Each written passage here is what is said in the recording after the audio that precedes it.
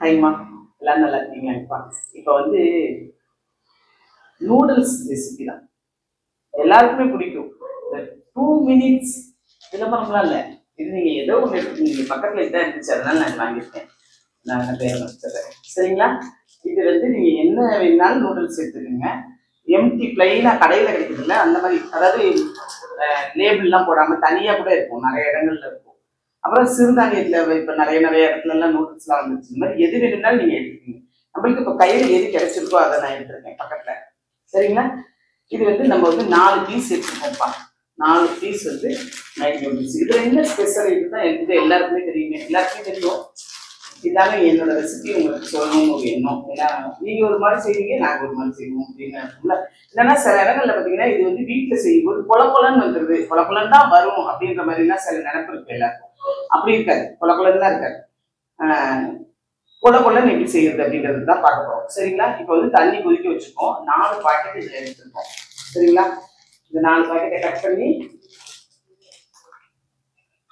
Cut பண்ணிட்டு அதுக்குள்ள உள்ள ஒரு மசாலா இருக்குல்ல, அந்த மசாலா தூக்கி வெளியில வச்சுட்டு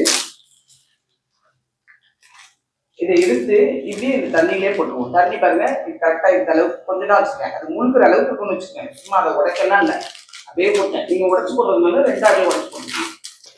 அப்புறம் அடுப்பு கம்மியாக வச்சுருக்கேன், அடுப்பு வேகமாக வச்சுக்கலாம், சரியா? இது இப்படியே இது கொதிக்கட்டும், ஒரு நிமிஷம் இது கொதிக்கட்டும். அடுத்த வேலையை பார்த்துடலாமா? பாருங்க, இது 2 நிமிஷம் தான் ஆகிருப்பா. இது அப்படியே 2 நிமிஷம் நல்லா இப்படி ஒரு கிளறிட்டு நான் அந்த வெங்காயத்தை 2ஆக தான் உரிச்சு 2ஆக கட் பண்ணேன். அதுக்குள்ளார இது ரெடி ஆயிடுச்சு. மட்டும்தான் உரிச்சேன், அதுக்குள்ள ரெடி ஆயிடுச்சு, சரியா? இதில் வேறு எதுவும் எடிட்லாம் எதுவுமே இல்லை. இப்போ என்ன பண்ண போகிறோம் அப்படின்னா, இப்போ நம்ம என்ன பண்ண போகிறோம்னா, இது இந்த தண்ணியை தூக்கி அப்படியே இதில் வடிச்சிட போகிறோம். மிச்ச காய்கறிகள் மாதிரி இதை வடிக்க வேணாம், டேஸ்ட்டாக இருக்காது. அதில் தான் ஜூஸ்லாம் இருக்கும், அந்த பேச்சே இங்கே வேணாம். இது இப்படி பண்ணிங்கன்னா தான் உங்களுக்கு நல்லா இருக்கும். இது ஒன்றும் இல்லை, இது பெருசா அப்படி ஒன்றும் இல்லை.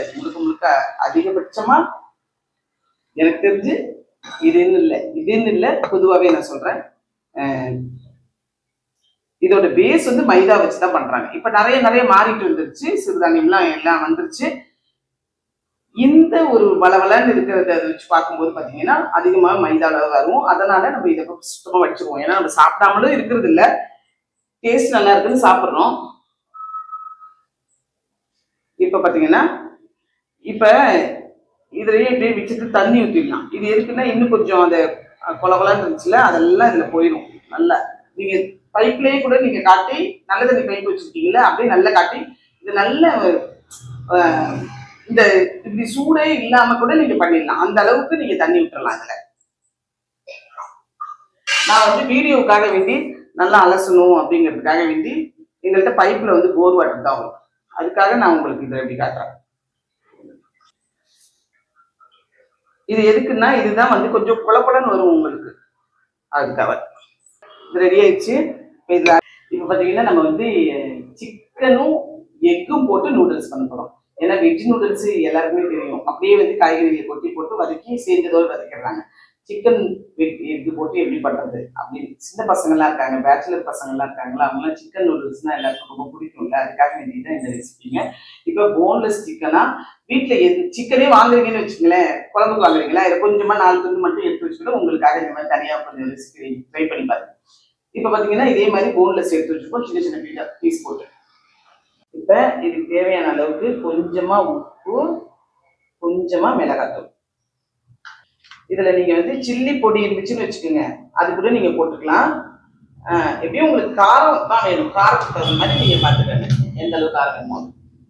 நீங்க நல்லா இதெல்லாம் ஒன்னா வர மாதிரி கொஞ்ச நேரத்துக்கு முன்னாடி கூட நீங்க ஊற வைக்கிறதுனா ஊற வச்சிடலாம். இது நம்ம சும்மா அப்படியே போட்டுருக்கோம், உடனே செய்யணுங்கிறதுக்காக உங்களுக்கு உடனே செஞ்சுருக்கேன். நீங்க ஊற வச்சிங்கன்னா இன்னும் நல்ல உழுப்புல நல்ல ஊறி போய் நல்லா இருக்கும். பார்த்தீங்கன்னா இதுல நம்ம தண்ணிலாம் எதுவுமே விடலப்பா, இது அப்படியே சும்மா இது அதுல இருந்த அந்த ஈரப்பசையை வச்சு அப்படியே பிறக்கிருக்கேன், சரிங்களா? இப்போ அடுத்த ஒரு கடாயை எடுத்து வச்சிடலாம், இதே கடாயவே வச்சிடலாம். இப்போ வந்து நான் இதே கடாயவே வச்சுட்டேன்.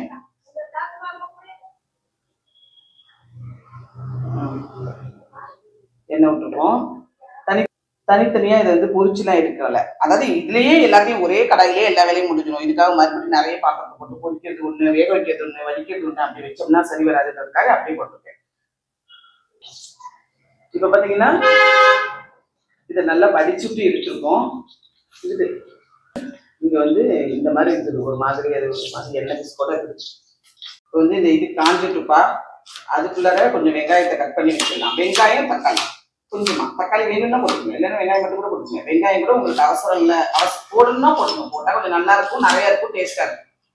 நிறையா இருக்கும் மற்ற விஷயம், டேஸ்ட்லாம் பெரிய வித்தியாசம் இருக்காது. சரியா? தக்காளி இவ்வளோ பெருசு வேண்டாம், சின்னதாகவே இருக்கும். நான் சின்ன தக்காளியாக ஒன்று மட்டும் எடுத்துருக்கேன். காரத்துக்கு வேணா ஒரு பச்சை மிளகாய் கூட போட்டுருக்கேன். நான் ஒரே ஒரு வெங்காயம் தான் போட்டிருக்கேன், 2 அரிஞ்சேன், ஆனால் 1 தான் போட்டிருக்கேன், அது சின்னதாக போட்டிருக்கேன். இப்போ நம்ம இதை பொரிச்சிடலாம். கடாய் காஞ்சிச்சு, எடுத்து வச்ச சிக்கனை அப்படியே தனித்தனியாக ஒன்று ஒன்றாவே போட்டு அப்படியே இதிலே பொரிச்சிக்கலாம்.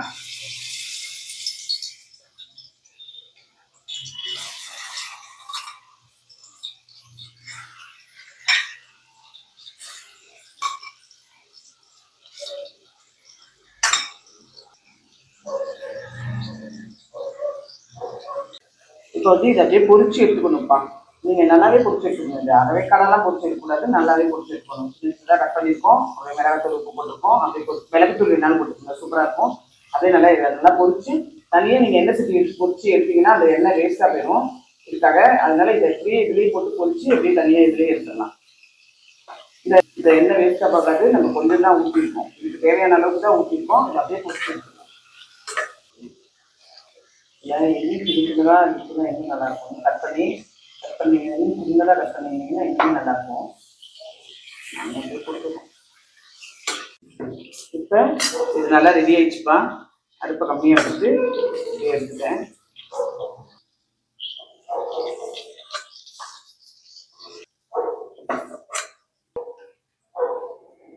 கடாயில் அப்படியே வந்து நம்ம வெட்டி வச்சுட்ட அந்த ஒரு வெங்காயம், தக்காளி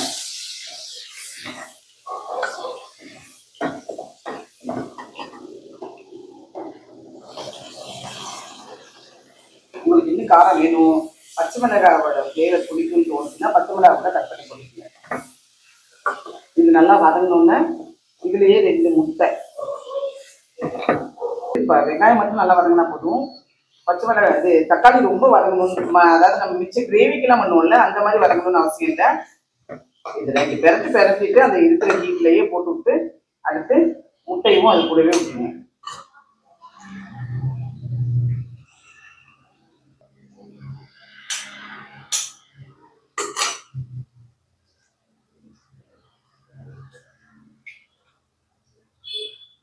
இப்போ இதுக்கு தேவையான அளவுக்கு உப்பு போட்டுருங்க.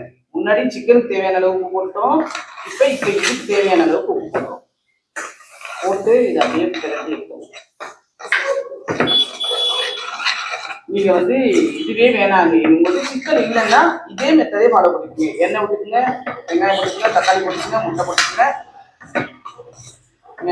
அந்த நூடுல்ஸ் ஆல்ரெடி நீங்கள் பண்ணி வச்சுருக்கீங்களா அதே மாதிரி பண்ணிட்டு இதை இப்படியே எடுத்து ஓரமாக வச்சுட்டேன். இதுக்காக நான் மறுபடியும் பாத்திரத்தில் மாற்ற முடியாது வச்சுட்டேன். இப்போ என்னன்னா நல்ல பாத்திரம் கொஞ்சம் பெரிய பாத்திரம் இருக்குங்க. எங்களுக்கு வந்து பாத்திரம் வந்து இவ்வளவுக்கும் எனக்கு பெரிய பாத்திரம் தான் இருக்கணும், ஆனால் என்கிட்ட பாத்திரம் ரொம்ப சின்னதாக இருக்கிறதுனால வேண்டி நான் இதுலேயே போடுறேன். கொஞ்சம் கொஞ்சமாக போட்டு கொஞ்சமாக போட்டால் பாத்திரம் தான் போட்டுருந்தீங்கன்னா உங்களுக்கு நல்லா பொலன்னு வரும். இங்கே பாத்திரம் எதுவுமே இல்லை, எல்லாமே வேறு யூனிட்ல கிடக்குதுன்னு உங்களுக்கு நீங்கள் இப்படி பெரட்டும் போதே உங்களுக்கு தெரியுதான்னு பாருங்க. இப்படி எடுக்கும் போது இப்படி பொலன்னு வருது பாருங்க. நீங்கள் இந்த மாதிரி எடுத்தீங்கன்னா, நீங்கள் அலசிட்டு எடுத்தீங்கன்னா உங்களுக்கு நல்லா பொலன்னு வரும். பெரட்டிடலாம், அதுக்குள்ள அந்த தூளையும் ஒன்றா போட்டு பெரட்டிடலாம். அப்புறம் 4 பாக்கெட் வந்துருக்குள்ள அதையும் சேர்த்து ஒன்றா போட்டுக்கலாம். ஏன்னா இதை ஒரு வாட்டி பெரட்டி அதை ஒரு வாட்டி பெரட்டிங்கன்னா உங்களுக்கு கொஞ்சம் பொலையும்.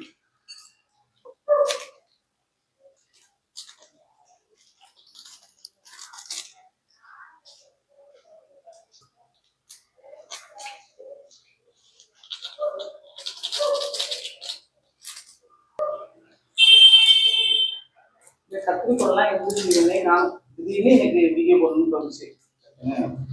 அவ்வளோதான், நானே போட்டோம். இப்போ இதுவும் கொஞ்சம் நல்லதாக இருந்தால் பரவாயில்ல. இது பாருங்க, சின்னோண்டு கரண்டியா இருக்கிறத வச்சு அப்படியே அட்ஜஸ்ட் பண்ணிக்கிறேன். வாங்க அப்படியே கிளறி விட்டுக்கலாம். இப்போ இங்கே இருக்கிற எல்லாத்தையும் சேர்த்து போட்டு ஒன்றா பெரட்டி விட்டுலாம். அதோடய 2 பேரட் பெரட்டினோடனே நீங்கள் எடுத்து வச்சுருக்க சிக்கனையும் அது கூடவே போட்டு பெரட்டிங்க. காரம் உங்களுக்கு நீங்கள் போடும்போது அந்த எண்ணெயிலே இன்னும் காரம் வேணும்னு தோணுன்னா போட்டுக்கோங்க. ஆனால் ஆல்ரெடி இதே காரம்லாம் கொடுத்துருக்காங்க தானே, போட்டு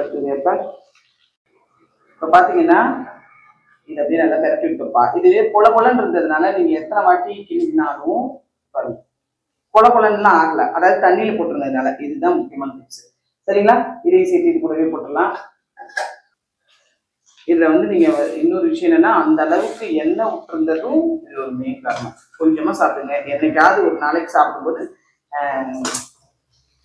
இதெல்லாம் வந்து நான் கட்டாயம் சாப்பிட்டே ஆகணும்னு சொல்லல. இது நீங்க சாப்பிட்டீங்கன்னா இந்த மாதிரி செஞ்சு சாப்பிடுங்கன்றது தான் சொல்றேன். இது இன்னும் நல்லா சின்ன சின்னதா கட் பண்ணிருந்தீங்கன்னா நல்லா இன்னும் நிறைய அப்படியே பார்க்கறதுக்கு இன்னும் நல்லா அழகா இருக்கும். நான் சும்மா கொஞ்சம் அப்படியே கடையில கட் பண்ணதோட சேர்த்து போட்டு விட்டேன். பெருசு பெருசா இருக்கு பீஸ். இது நீங்க சின்னதா கட் பண்ணீங்கன்னா சூப்பரா இருக்கும்.